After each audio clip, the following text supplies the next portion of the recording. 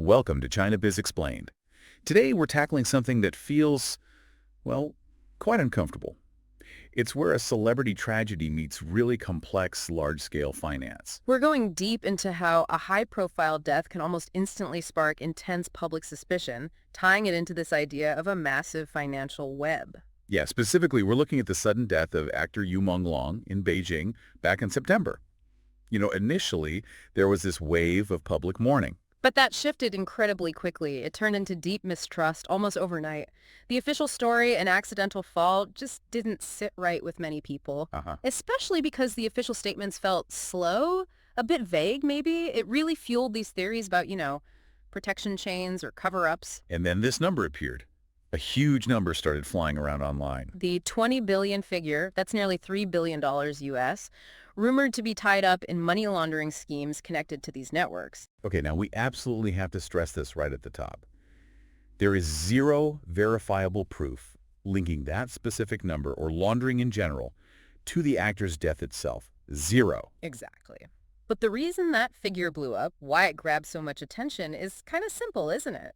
When you don't get clear facts, people start looking for explanations elsewhere. They look for patterns, often financial ones. So our goal today isn't to chase down the truth of that rumor. It's impossible from the outside. Right. Instead, we want to understand the mechanics, the financial engineering behind it all. We're asking, if someone were running a scheme like this supposed $3 billion web in showbiz, how could the money actually move? We need to decode those mechanisms so you can understand why a personal tragedy got tangled up with these very specific, very large financial claims. Quick note before we dive in, this podcast is AI narrated from our script. Our team fact checks and edits every episode. Okay, so let's start with the basics. Money laundering. What are we actually talking about here? At its core, it's pretty straightforward. It's about taking money from shady sources, crime, corruption, whatever money you can't explain. Right, dirty money. Exactly. And turning it into clean money. Funds that look like legitimate income you can use openly, invest, buy things with. And our team broke this down into 3 basic steps, Yeah. like a recipe? Pretty much. First, placement. You got to get the dirty money into the financial system somehow. Into regular business channels, think bank accounts, maybe using invoices. Okay, put it in. Step 1. Step 2 is layering. This is the really complex part, mixing it around. You move the money through lots and lots of different accounts, different companies, often across borders. The whole point is to hide where it originally came from. Make it impossible to trace back to the source. Precisely. And finally, step 3, integration. Taking it out clean. The money comes back to the people controlling it, but now it looks legitimate, like a salary maybe, or dividends, or proceeds from selling an asset. Our team had a good analogy for this, like water entering a building's plumbing. Once it flows through enough pipes, different rooms, different floors. It's really hard to tell which specific drain or leaky pipe it started from. Show business, well, it can be a very complex plumbing system for this. Why showbiz, though? What makes it such a good vehicle compared to, say, selling widgets? That's the key insight, really. Think about manufacturing. The cost of steel, labor hours, shipping those things are relatively measurable, right? There are benchmarks. Yeah, you can audit that more easily. But entertainment, it deals in intangibles, highly subjective values. What's the real market value for streaming rights in South America for a film that hasn't even been made yet? Good point. What's a fair price for a lead actor? Is a $5 million consulting fee for a promotional strategy reasonable or inflated? The valuation is inherently murky. So that opacity, that subjectivity makes it easier to hide large sums of money. Exactly. It creates vulnerabilities. Yeah. And that's precisely what these laundering tricks exploit. Okay, let's get into those tricks. Our team identified 4 core methods. Let's start with trick 1. Inflated budgets. Sounds simple enough. It's often the entry point. Let's say a network needs to clean $20 million. They find a legitimate film project, maybe budgeted realistically at $10 million. Okay, a real movie, real costs. But on paper, in the official books, they budget it for $30 million. Ah, I see. So the real $10 million covers the actual production costs, cameras, crew, locations. But what happens to that extra $20 million, the dirty money? How does it get paid out without looking suspicious? It gets channeled out through vague, hard-to-audit expense lines. It won't be listed as payment to criminal enterprise X. Right. It'll be paid out to companies often controlled by the same network for things like special effects consulting or international marketing services or script development fees. Huge invoices for services where the actual work done is questionable, or at least hard to quantify. So the dirty $20 million leads the production company disguised as a legitimate business expense. Precisely. The telltale sign. Large, vague invoices lacking detailed deliverables or measurable outcomes.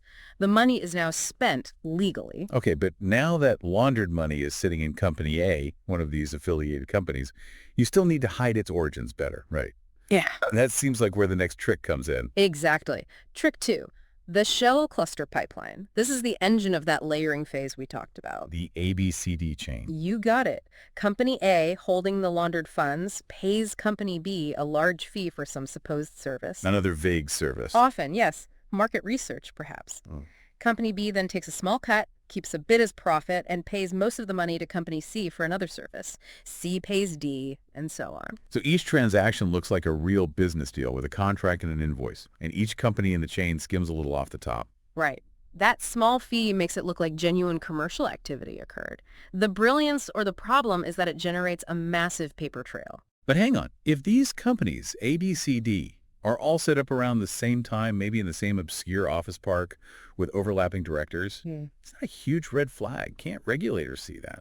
You'd think so, and sometimes they do. But regulators are often overwhelmed. They're dealing with millions, maybe billions of transactions globally.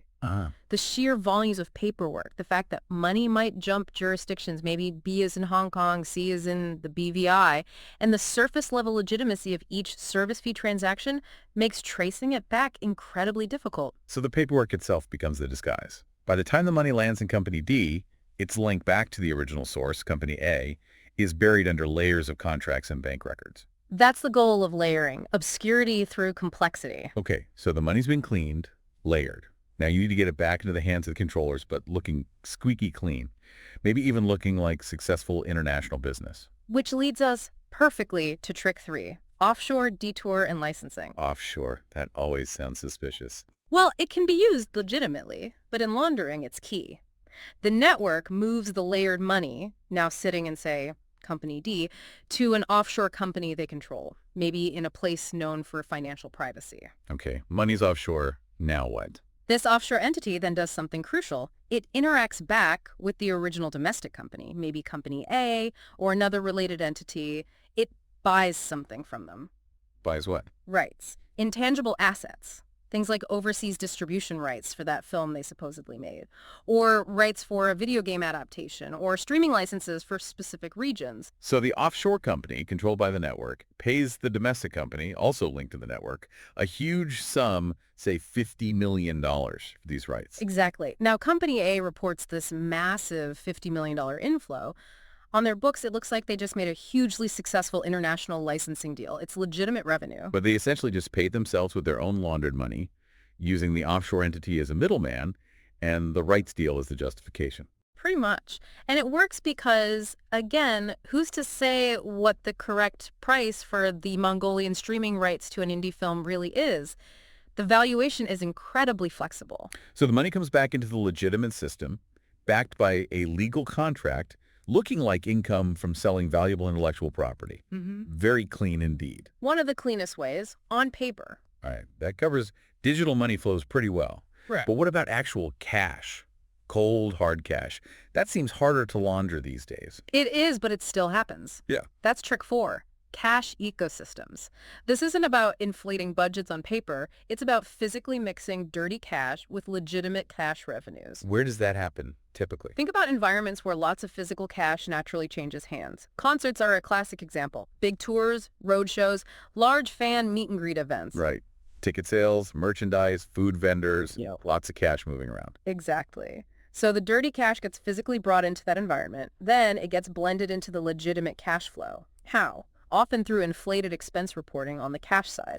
Maybe they report paying way more for security than they actually did, pocketing the difference in dirty cash, or inflated venue rental fees paid partly in cash, or exaggerated payments to temporary staff or local vendors, again, using the dirty cash to make up the difference on the books. So the dirty cash gets absorbed into the legitimate cash pool, justified by these inflated, hard-to-verify cash expenses. Yes. Once it's mixed in with the genuine revenue from ticket sales and merch, trying to trace the origin of any specific pile of banknotes becomes almost impossible. It's just cash revenue. Okay, those four tricks, inflated budgets, shell pipelines, offshore licensing, cash blending, they paint a pretty clear picture of how it could be done.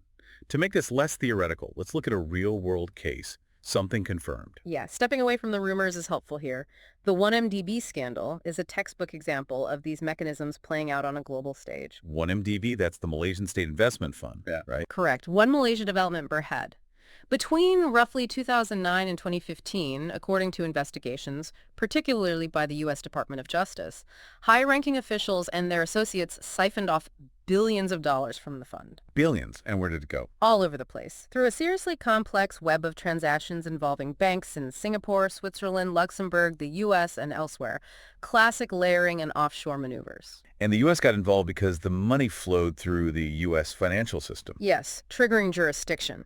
In 2016, the DOJ launched what they called at the time the largest kleptocracy asset forfeiture action ever. They initially aimed to seize over $1 billion in assets allegedly bought with laundered 1MDB funds. So where does Hollywood fit into this verified scandal? How did the laundered money show up in the entertainment world? This is where it directly connects to our earlier points about integration. The DOJ filings specifically alleged that some of the laundered 1MDB money was funneled into funding entertainment projects. How? Primarily through an investment and production company called Red Granite Pictures. Prosecutors sought forfeiture of rights and profits connected to several major Hollywood films. Which films are we talking about? The court filing specifically mentioned seeking assets tied to films like The Wolf of Wall Street, Wow, ironic. Dumb and Dumber 2, and Daddy's Home. The point wasn't that the films themselves were illegal, but that laundered money was allegedly used to finance their production or distribution. So the dirty money wasn't hidden in a Swiss vault. It was right there on the screen, essentially, invested in seemingly legitimate film assets. Exactly. It's a perfect example of offshore detour and reintegration. Funds were moved globally, layered extensively, and then reappeared in the U.S. as investment capital for major movies.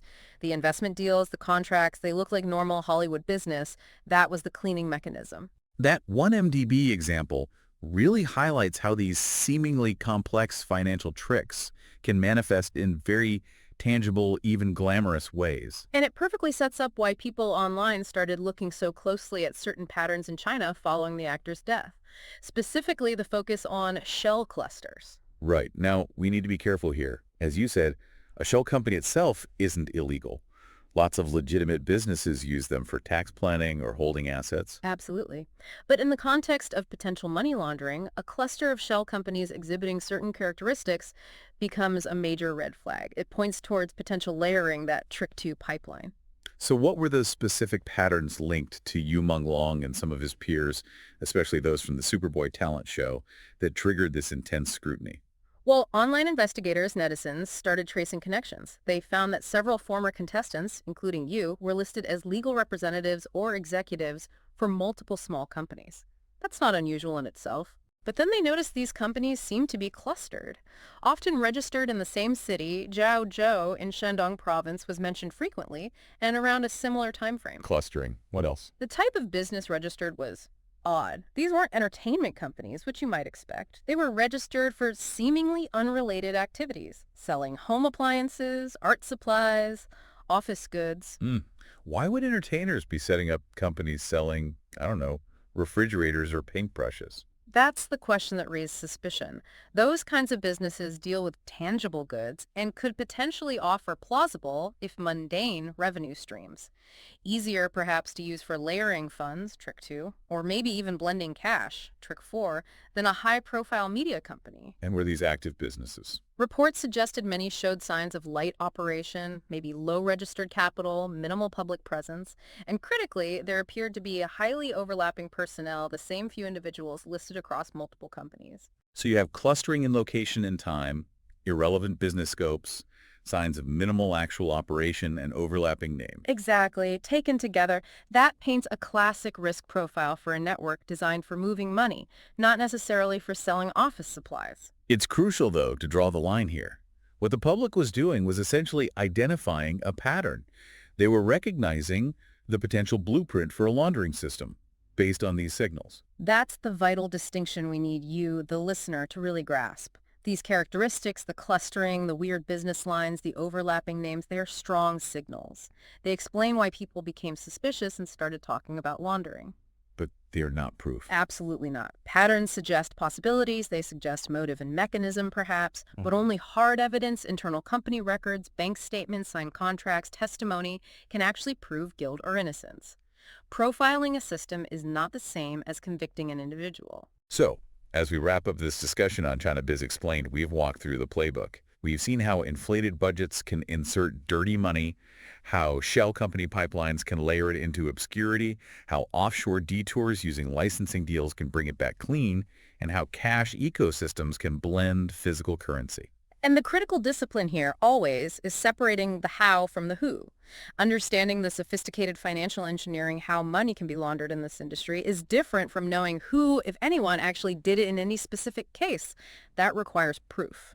But it does leave us with a pretty sobering thought about the industry itself, doesn't it? How so? Well, if the entire system of laundering hinges on creating normal-looking paperwork, if the contract, the invoice, the licensing agreement is the main disguise, and if we accept that the entertainment industry, by its very nature, deals constantly with subjective valuations, opaque costs, and hard-to-price intangible rights, then how effective can financial safeguards ever really be? It's a tough question. If the baseline for normal is already so flexible and opaque, How do you reliably spot the transaction that's designed to look normal but isn't? What level of scrutiny can keep pace? That's something to think about. indeed it is. Thank you for joining us on China Biz Explained.